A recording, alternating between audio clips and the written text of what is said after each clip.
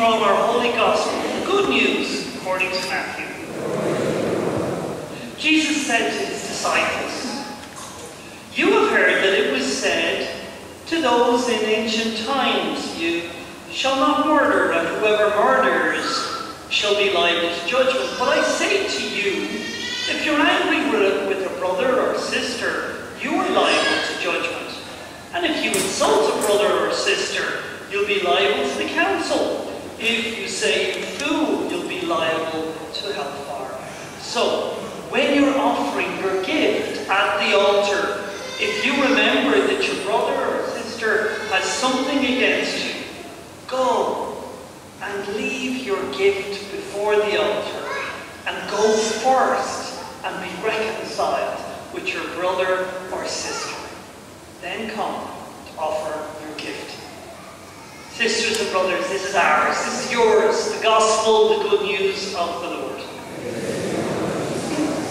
Please be seated.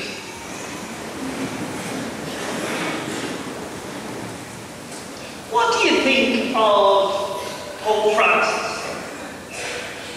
Are you liking him? He's different, isn't he? Francis was elected about a year and a half ago. By now you have a good opinion about it one way or the other.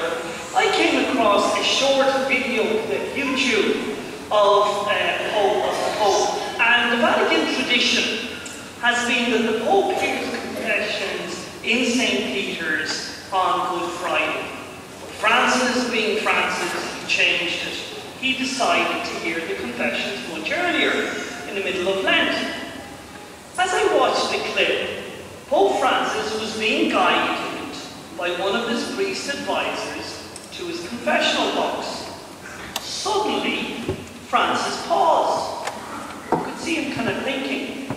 And he walked in a different direction. Much to the surprise of his guide, the poor priest was probably wondering, where on earth is the Pope going now? Well, Pope Francis walked towards a confessional where there was a priest already inside. He knelt down and he made his own confession. Then when he had finished, he went and began to hear confessions himself. You see, Pope Francis has a past, like all of us, and it's filled with happy memories, but also some painful and regrettable memories too. Francis spent years as priest and bishop in his beloved Argentina.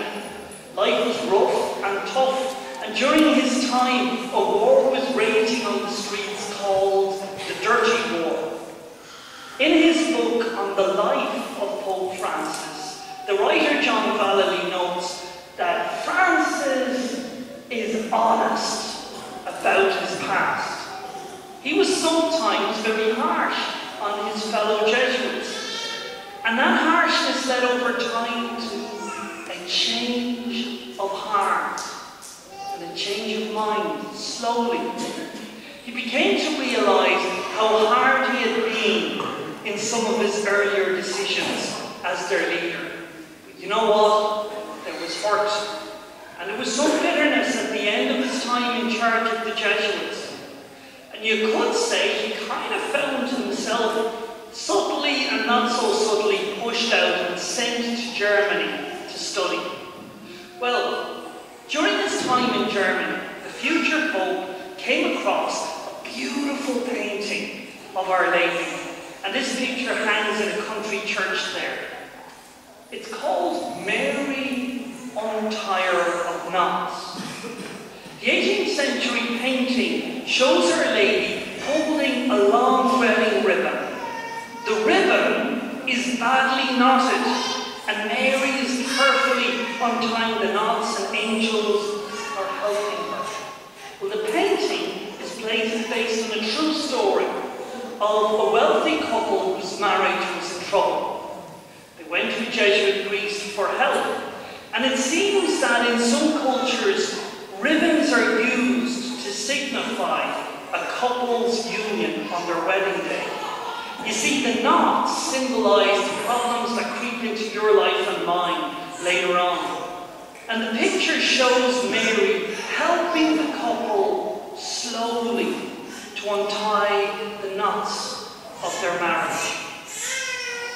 Well, Francis was homesick in Germany, and this picture of Mary had great appeal. You know why?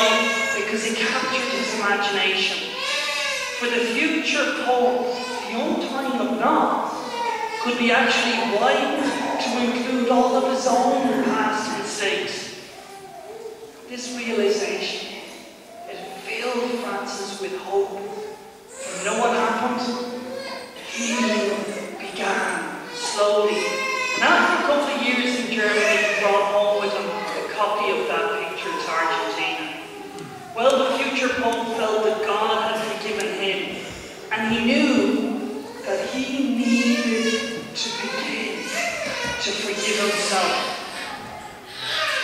As we think about God's forgiveness now today, you and I can learn from Francis, from his experience, and know it in your heart, feel it in your heart, know it in your mind, that you too can be forgiven.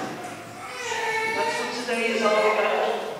And with Mary's prayers, we're forgiven. The knots of your past, whatever they are, can be untied with God's help. And He can help to set us free. Saint Alphonsus, you see the statue over there to my right? The man with the big stick. That man went through many struggles in his life. He could be difficult in his own way too. And yet he gradually, slowly, like Francis, Alphonsus began to realize that God was madly in love with him, and that if he let him, God would begin to untie the knots of his past. What about you? What about you? Whatever's going on in the story of your life, is there any bitterness, any hurt inside you? You know, the past can actually be a very pleasant place. Pope Francis had to wrestle with his. But you know what he did? Slowly, he named it and he faced it, and he invited God to untie those knots. That's what we warmly invite you to do today. Keep the fear aside and allow God to help you to name, to face, to heal, and to untie the knots of your past. And God will set you free. In the name of the Father, the Son, and the Spirit. Just take a moment to close your eyes.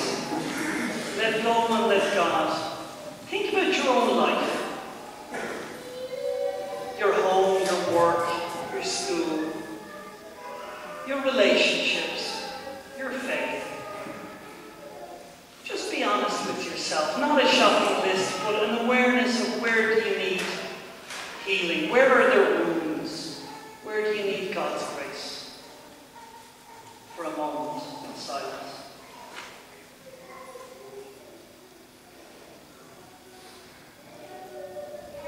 Amen. Please turn to page 19 and we'll pray our act of contrition as I invite our priests to go to the various positions in the church and monastery. We pray together.